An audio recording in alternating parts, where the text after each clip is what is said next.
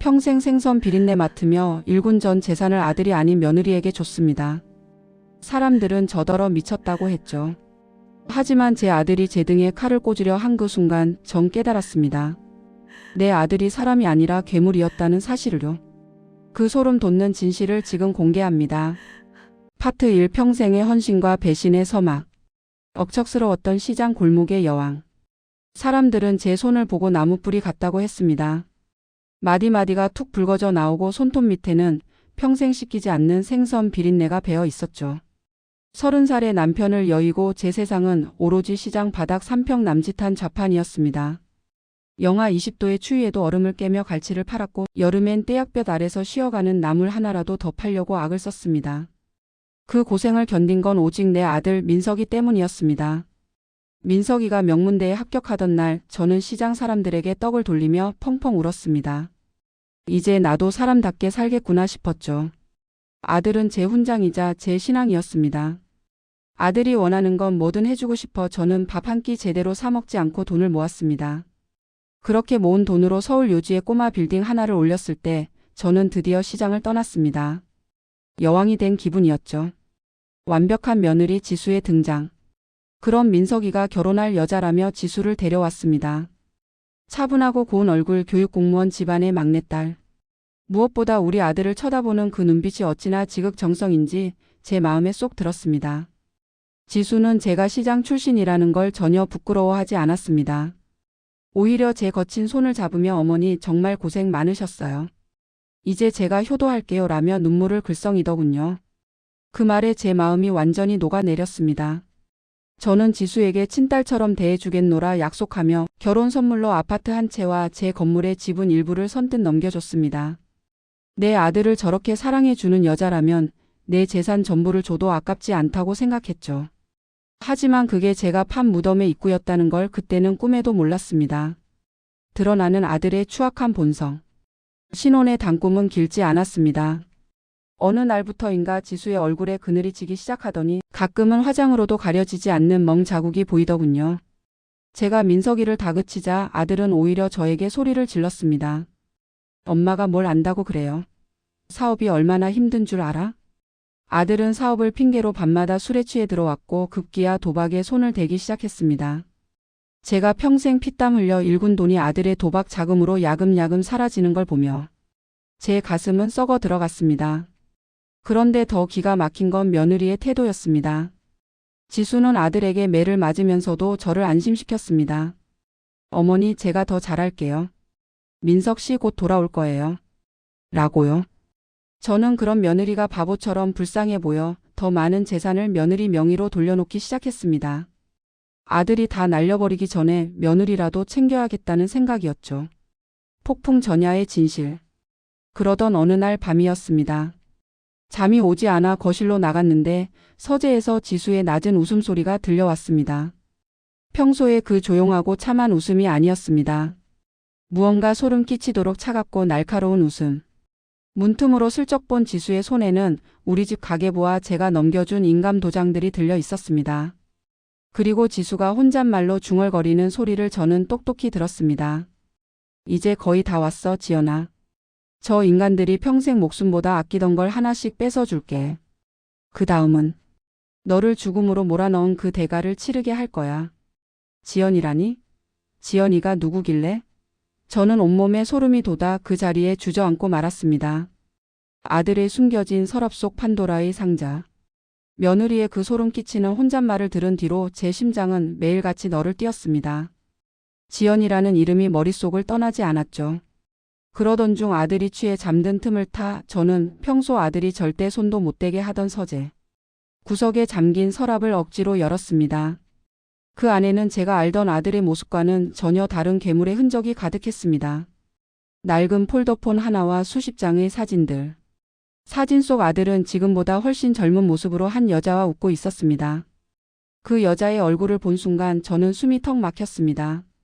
지금의 며느리 지수와 너무나도 닮은 모습이었으니까요.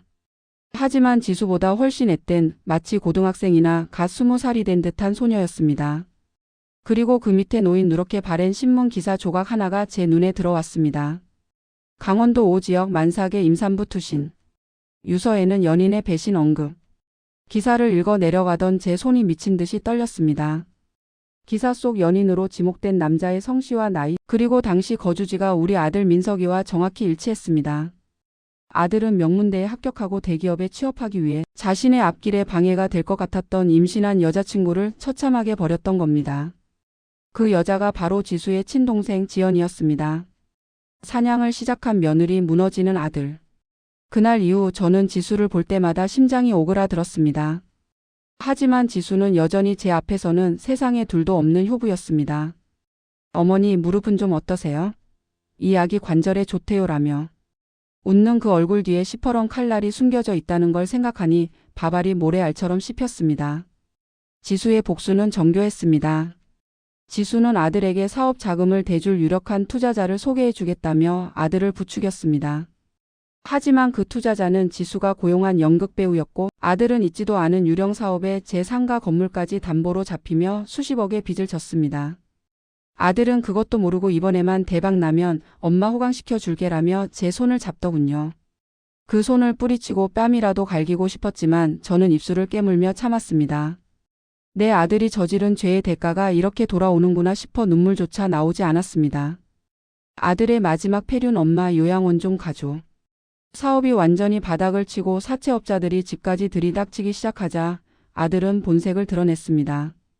어느 날 밤 아들은 저에게 정체 모를 서류 한 뭉치를 내밀었습니다. 엄마, 이 건물 지분 남은 거. 이거 그냥 나한테 다 넘겨줘. 그래야 나 살아. 그리고 당분간 요양원에 좀 가 있어. 거기가 안전해. 평생을 바쳐 키운 아들의 입에서 나온 말은 저를 산채로 매장하겠다는 선고였습니다. 요양원? 그건 안전을 위한 게 아니라 제 입을 막고 남은 재산을 홀랑 빼앗기 위한 아들의 마지막 발악이었습니다. 저는 아들의 멱살을 잡고 울부짖었습니다.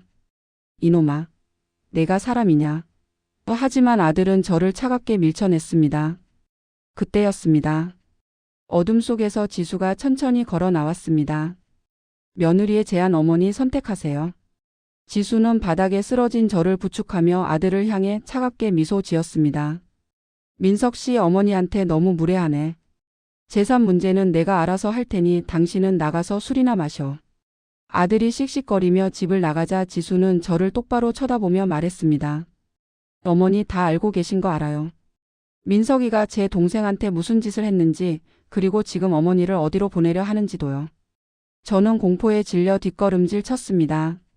지수는 제 앞에 무릎을 꿇고 제 거친 손을 잡았습니다. 그 눈빛은 예전에 천사 같던 눈빛이 아니라 복수심으로 가득 찬 맹수의 눈이었습니다. 어머니, 전 재산 민석이한테 주면 도박으로 하루아침에 날아갈 거예요. 하지만 저한테 주시면 민석이를 세상에서 가장 고통스럽게 무너뜨린 뒤에 어머니 노후는 제가 책임지겠습니다. 아들을 지키실 건가요? 아니면 저와 함께 지옥으로 가실 건가요? 저는 아무 말도 할 수 없었습니다. 내 피부친 아들과 내 아들이 죽인 여자의 언니. 저는 누구의 손을 잡아야 할까요? 제 인생 가장 길고 잔인한 밤이 시작되고 있었습니다. 파트 2, 적과의 동침, 악마를 잡기 위해 손을 잡다. 가짜 치매 연극. 아들에게 전 재산을 뺏기지 않으려 전 미친 노파가 되기로 했습니다. 아들 앞에서 침을 흘리고 헛소리를 하며 벽을 보고 웃었죠. 아들은 제가 치매라며 좋아하며 도장을 찍더군요. 하지만 그놈은 몰랐을 겁니다. 그 도장이 자신의 파멸을 부르는 저승사자의 인장이라는 것을요. 지옥보다 차가운 새벽의 결단. 지수의 차가운 손이 제 손등에 닿았을 때 저는 소름이 끼치면서도 묘한 해방감을 느꼈습니다. 평생을 아들이라는 우상 앞에 무릎 꿇고 살았던 제 인생이 그 우상의 추악한 민낯을 본 순간 산산조각 났기 때문이죠. 저는 지수의 눈을 똑바로 응시했습니다. 그 눈에는 제 아들을 향한 사리와 제 동생을 향한 슬픔이 뒤엉켜 있었습니다. 지수야. 아니, 지연이 언니야. 제가 떨리는 목소리로 입을 떼자 지수의 눈썹이 미세하게 떨렸습니다. 내 아들이 정말 그런 짓을 했느냐? 제 자식을 품은 아이를 사지로 몰아넣은 게 정말 내 아들이란 말이냐? 지수는 대답 대신 품 안에서 낡은 녹음기 하나를 꺼냈습니다. 거기선 10년 전 술에 취한 민석이가 지연이에게 퍼부었던 차가운 폭언들이 흘러나왔습니다. 내가 내 인생을 망치려고 작정했어? 그에 내 애 맞긴 해? 당장 치워버려. 내 눈앞에서 사라지라고. 녹음기 속 아들의 목소리는 제가 알던 다정한 아들이 아니었습니다. 낯선 괴물의 포효였죠. 저는 그 자리에 무너져 내렸습니다. 내 피땀 어린 돈으로 저 괴물을 키웠구나. 저 괴물을 위해 내가 시장 바닥에서 구걸하듯 돈을 모았구나. 지수는 제 앞에 다시 무릎을 꿇었습니다. 어머니, 이제 선택하세요. 저 괴물에게 재산을 다 뺏기고 길바닥에서 돌아가실 건가요? 아니면 저와 함께 저 괴물을 발가벗겨 세상 밖으로 던져버리실 건가요? 가짜 치매 연극의 서막. 우리는 그날 새벽 지옥 같은 공조를 시작했습니다. 아들 민석이는 제가 제정신인 상태로는 절대 인감을 내주지 않을 거란 걸 알고 있었습니다. 그래서 우리를 갈라놓으려 요양원 계획을 세운 것이었죠. 지수는 제안했습니다. 어머니가 치매에 걸린 척하세요. 정신이 오락가락하는 시어머니를 보며 민석이는 방심할 겁니다. 그리고 재산을 저에게 넘기라는 유언장을 쓰게 만드는 거죠.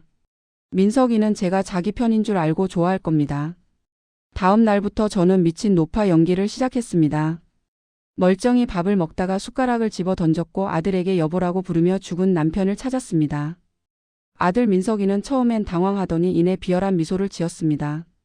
엄마, 진짜 갈 때가 됐나 보네. 지수야, 잘됐다. 이때 서류 다 정리해버리자. 아들은 제가 벽을 보고 중얼거리는 동안 제 손가락에 인준 잉크를 묻혀 서류 여기저기에 도장을 찍었습니다. 제가 제 가슴을 쥐어뜯으며 속으로 피눈물을 흘리고 있다는 것을 그놈은 꿈에도 몰랐을 겁니다. 아들의 폭주와 며느리의 덫.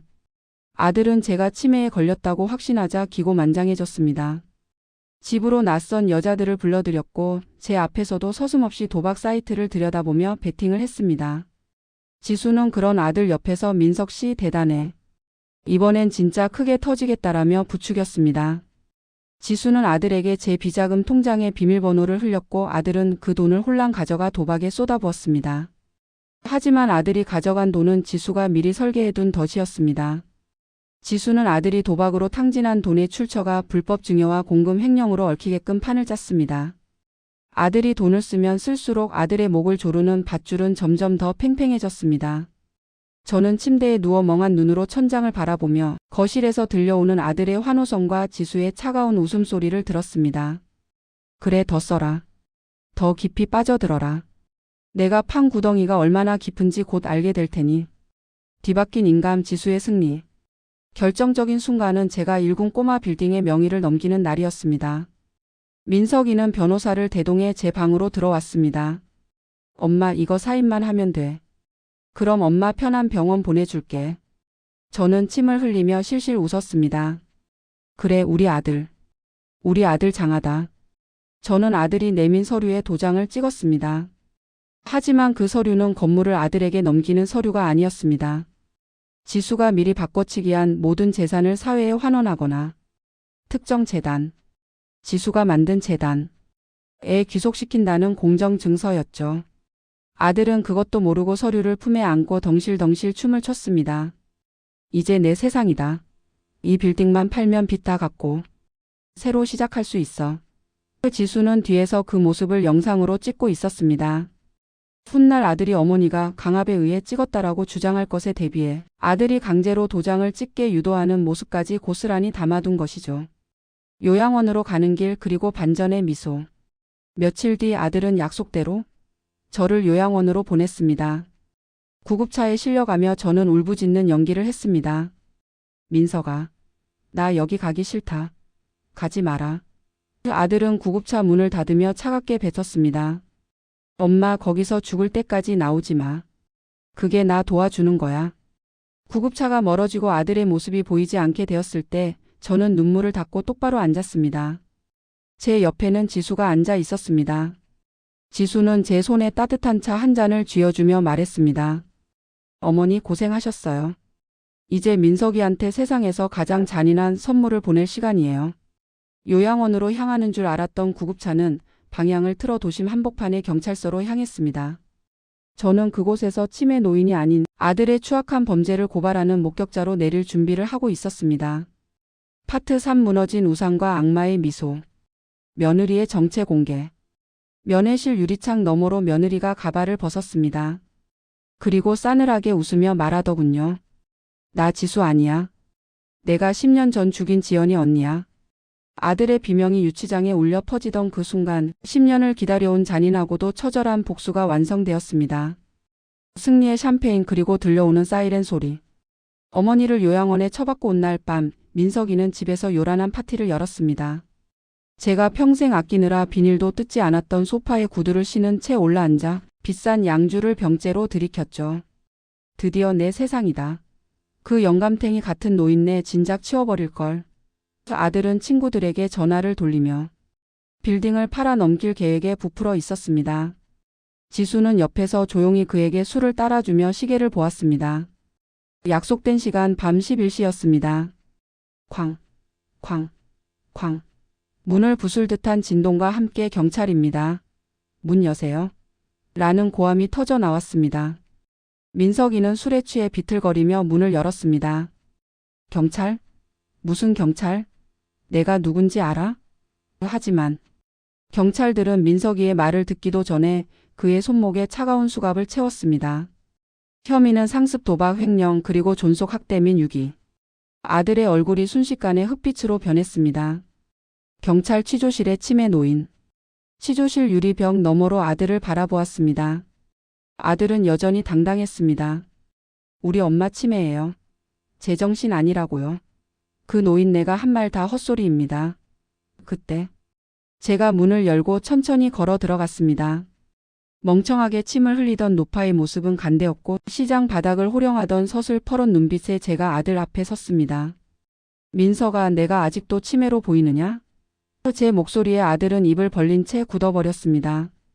저는 아들이 제 인감을 훔쳐 도장을 찍던 순간 저를 요양원으로 보내려고 공모하던 목소리가 담긴 녹음기를 테이블 위에 올려두었습니다.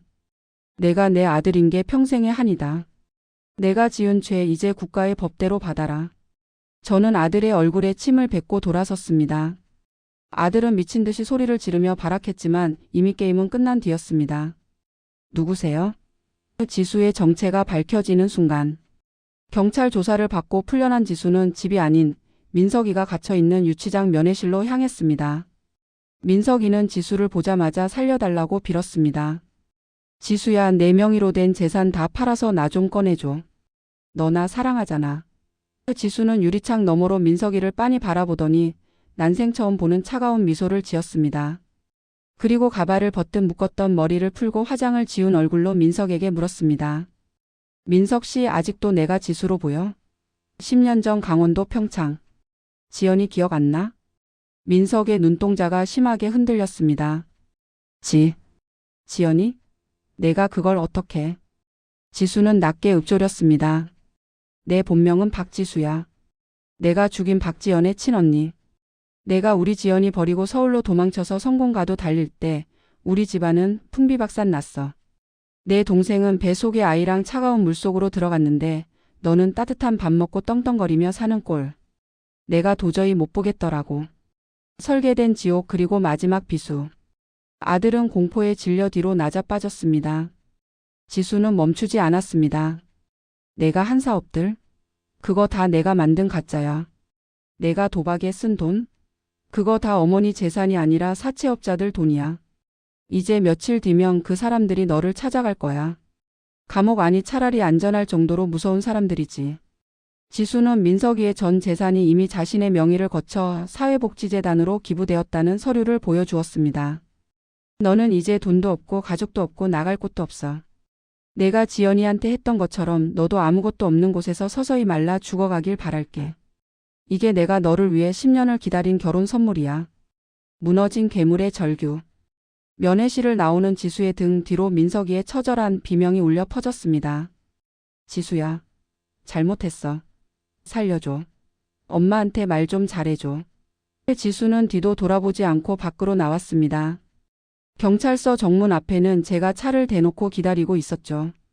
지수는 제 차에 타자마자 핸들에 얼굴을 묻고 참았던 울음을 터뜨렸습니다. 10년 묵은 원한이 비가 되어 쏟아지는 밤이었습니다. 저는 지수의 떨리는 어깨를 감싸 안았습니다. 고생했다, 지수야. 아니, 지연이 언니야. 이제 우리 저 괴물 잊고 사람답게 살자. 차는 어둠을 뚫고 달렸습니다. 거울 속에 비친 제 모습은 늙고 초라했지만 마음만은 처음으로 빛을 발하고 있었습니다. 하지만 우리 둘은 몰랐습니다. 이 복수가 끝이 아니라 또 다른 피해 시작이 될 수도 있다는 것을요. 며느리의 복수가 정당하다고 생각하시나요? 아니면 너무 잔인하다고 생각하시나요? 여러분들의 의견을 댓글로 달아주세요. 4부와 최종회는 연이어 계속됩니다. 구독과 좋아요는 영상 제작에 큰 도움이 됩니다. 파트 4 무덤 앞의 용서 그리고 끝나지 않은 그림자. 지옥의 축소판 1평의 방. 차가운 철창 안, 민석이의 세상은 이제 사방 1평 남짓한 공간으로 변했습니다. 사회에서는 엘리트 사업가 대접을 받던 그였지만 이곳에선 그저 존속 학대와 파렴치한 경제범 딱지가 붙은 최하층민일 뿐이었습니다. 지수가 설계한 대로 그가 도박 자금으로 쓴 사채업자들의 압박은 감옥 안까지 손길을 뻗쳤습니다. 매일 밤 같은 방 수감자들에게 괴롭힘을 당하며 그는 제가 시장 바닥에서 겪었던 그 추위보다 더 시린 외로움과 공포를 맛보아야 했습니다. 민석이는 매일 아침 배급되는 식판을 보며 제가 요양원에서 먹었을 밥상을 떠올렸을까요? 아니면 10년 전 자신이 사지로 몰아넣었던 지연이가 마지막으로 보았을 차가운 물속을 생각했을까요? 그는 밤마다 가위에 눌려 비명을 질렀습니다. 지연이의 환영이 나타나 자신의 목을 조르는 꿈이었죠. 하지만 그를 진정으로 죽이는 것은 매일 날아오는 영치금 없음 통보였습니다. 어머니도 며느리도 그 누구도 그를 찾지 않았습니다. 그는 철저하게 세상에서 지워지고 있었습니다. 눈물로 씻어내는 10년의 원한. 같은 시각 저와 지수는 강원도의 한 호젓한 공동묘지를 찾았습니다. 지연이가 잠든 곳이었습니다. 묘비 앞에는 잡초가 무성했습니다. 지수는 무릎을 꿇고 앉아 맨손으로 그 잡초들을 뽑아내기 시작했습니다. 손톱 밑에 흙이 박히고 피가 맺혀도 지수는 멈추지 않았습니다. 지연아, 언니 왔어. 이제 다 끝났어. 그 인간 자기가 지은 죄만큼 지옥에서 살게 될 거야. 저는 지수의 뒤에서 고개를 숙인 채 서 있었습니다. 내 아들이 죽인 아이 그리고 내 아들이 지워버린 생명. 저는 준비해온 하얀 국화 한 다발을 묘비 앞에 놓았습니다. 지연아 미안하다. 이 못난 어미를 용서하지 마라. 내 자식 귀한 줄만 알고 남의 귀한 딸 가슴에 대못 박는 걸 몰랐구나. 저는 지수 옆에 엎드려 통곡했습니다. 가해자의 어머니와 피해자의 언니. 절대로 함께할 수 없을 것 같던 두 여자의 울음소리가 산등성이를 타고 구슬프게 울려 퍼졌습니다.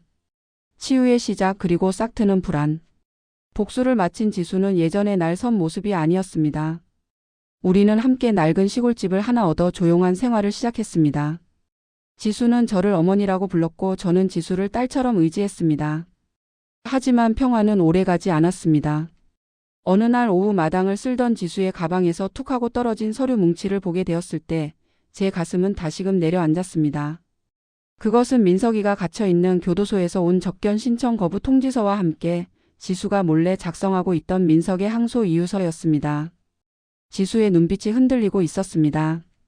복수가 끝나면 속이 시원할 줄 알았는데 동생을 죽인 놈의 어머니인 저와 함께 살아가며 그녀 안에 묘한 죄책감과 연민이 싹트기 시작한 것이었죠. 어머니.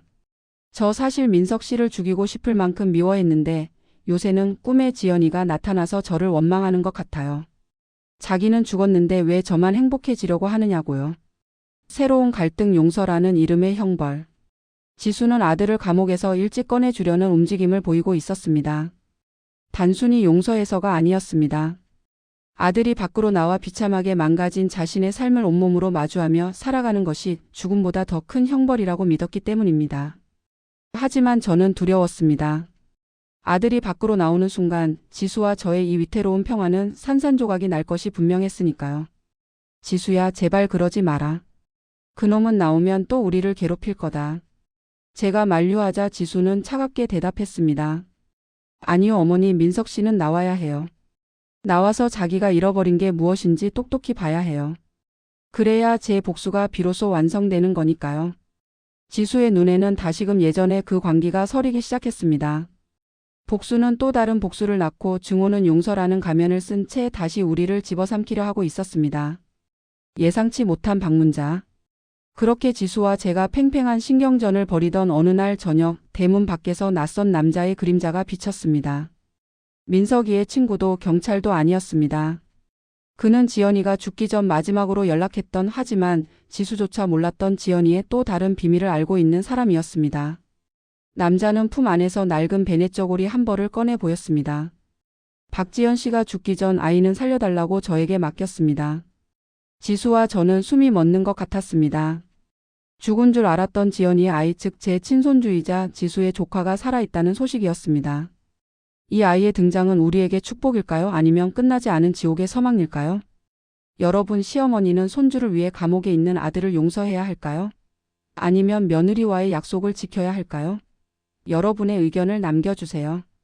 파트 5 최종의 마이너스 핏줄의 굴레와 남겨진 자들의 약속.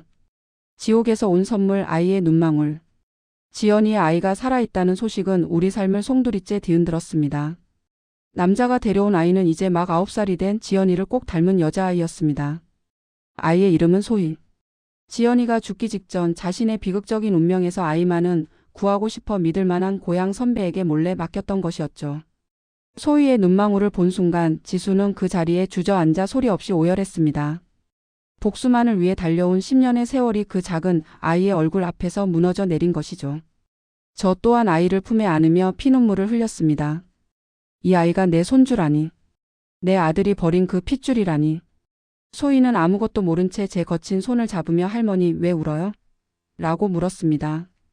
그 목소리는 저주받은 우리 집안에 내려진 마지막 구원이었습니다. 아들의 출소 그리고 뒤바뀐 위치. 시간은 흘러 3년 뒤 아들 민석이 형기를 마치고 출소했습니다. 한때 서울 하늘 아래서 거칠 것이 없던 오만했던 남자는 없었습니다. 초점이 흐릿한 눈, 구부정한 어깨, 그리고 사채업자들에게 시달려 만신창이가 된 몸뚱이뿐이었죠. 교도소 문을 나선 그를 기다리는 사람은 아무도 없었습니다. 그는 지수가 미리 알려준 시골집 주소를 들고 짐승처럼 기어 우리를 찾아왔습니다. 민석은 마당에서 소희와 놀고 있는 저와 지수를 발견했습니다. 엄마. 지수야. 그는 무릎을 꿇고 빌기 시작했습니다. 내가 잘못했어. 나 좀 살려줘. 나 갈 데가 없어. 하지만 지수는 예전처럼 분노하지 않았습니다. 그저 차가운 눈으로 그를 내려다보며 말했습니다. 민석 씨, 저 아이 보여? 당신이 죽이려 했던 당신 딸이야. 당신은 아빠라고 부를 자격도 사람 대접받을 자격도 없어. 마지막 선택 부성애인가 본성인가. 민석은 소희를 보며 잠시 흔들리는 듯 했습니다. 자신의 핏줄을 확인한 순간 그 괴물 같던 인간성에도 작은 균열이 생기는 듯 보였죠. 하지만 그를 찾아온 것은 감동이 아니라 또 다른 사채업자들이었습니다. 그들은 민석이 출소했다는 소식을 듣고 시골집까지 들이닥쳤습니다. 돈 갚아야지 이 새끼야. 아님 저 꼬맹이라도 팔아넘길까? 그 순간 민석의 눈빛이 변했습니다. 저는 그가 아이를 지키기 위해 몸을 던질 줄 알았습니다. 하지만 그는 비겁했습니다. 내 잘못 아냐. 저 여자들한테 돈 많아. 저 빌딩 판 돈 저 여자들이 다 가지고 있다고. 민석은 위기의 순간에 다시 한번 자신의 어머니와 딸을 팔아넘기려 했습니다. 그것이 제 아들의 본성이고 제가 평생을 바쳐 키운 괴물의 진짜 모습이었습니다. 지수의 결단과 괴물의 종말. 지수는 더 이상 참지 않았습니다. 미리 대기시켜둔 보안 업체와 경찰들이 사채업자들을 제압했습니다. 그리고 지수는 민석에게 마지막 서류를 내밀었습니다. 친권 포기 각서 및 접근 금지 신청서. 민석 씨, 당신은 오늘부로 우리 인생에서 완전히 죽은 사람이야. 한 번만 더 우리 앞에 나타나면 그땐 법이 아니라 내가 직접 당신을 지옥으로 보낼 거야. 민석은 재산도 가족도 마지막 남은 핏줄도 잃은 채 경찰에 끌려갔습니다. 남은 생을 도망자로 혹은 길바닥의 불황자로 살아가게 될 그의 뒷모습을 보며 저는 눈을 감았습니다. 여보 보고 계시오? 우리 아들이 저렇게 되었소. 내가 잘못 키운 대가를 이렇게 치릅니다. 저는 마당 한구석에 핀 지연이가 좋아했다는 수국을 바라보며 마지막 속죄의 기도를 올렸습니다. 엔딩 남겨진 자들의 약속. 이제 우리 집엔 새 여자가 삽니다. 죄를 지은 아들의 어머니, 복수를 마친 며느리, 그리고 그 비극 속에서 피어난 아이 소희. 우리는 서로의 상처를 보듬으며 살아갑니다. 지수는 소희의 엄마가 되어주었고 저는 그들의 든든한 버팀목이 되기로 했습니다. 재산은 모두 소희의 이름으로 장학재단에 기부했고 우리는 소박하지만 평온한 일상을 보냅니다. 가끔 밤마다 지연이의 웃음소리가 바람에 실려오는 것 같습니다.